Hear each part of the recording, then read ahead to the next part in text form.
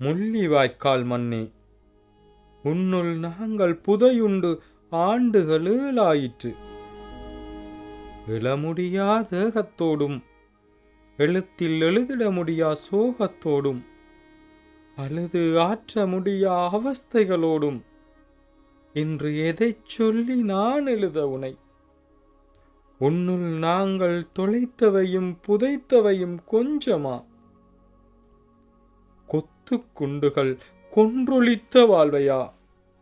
சீரழிந்து போகும் எஞ்சிய வாழ்வையா? எதைச் சொல்லி நான் எழுதியால? அண்டம் வியப்பதாய் என்னை தமிழ் காக்கும் அவதாரமாய் அனைவருமாய் கூடி குதூகலித்து நாம் இருந்த வாழ்வு அழிந்தாயிற்று. அடிமையும் அழுகையும் விட்டு அகலா அவயத்துள் அனலிடை தினம் வெந்து பயந்து பணியும் வாழ்வெம்பிதியாயிற்று. முப்படை பெரு வீரம் முன்னால் என்பதாய் முடங்கிப் போனதில் மூச்சிழுத்து கிடக்கிறது எங்கள் தேகமும் தேச கனவும்.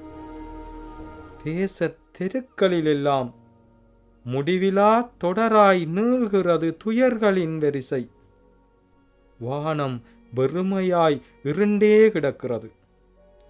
சூரிய தரிசனம் ஒன்றை காரணம் காட்டியே கைதுகளும் காணாமல் போதல்களும் கைகட்டி வேடிக்கை பார்க்கிறது அரசியல் கையாளாகாத்தனம்.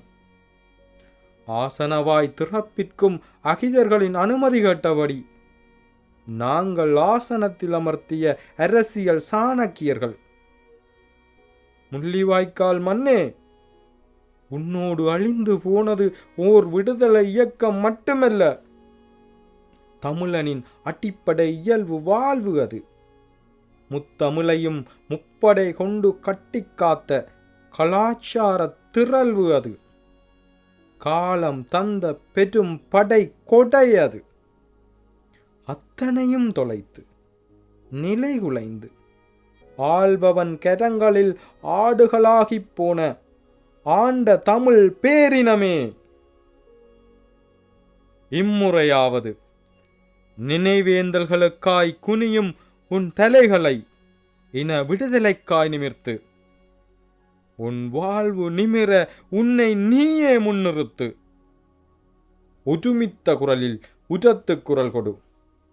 முன் சென்ற வருடம் போல் இம்முறையும் காத்து கிடக்கிறது காந்தல் நிலம் உன் மீட்சிக்காக.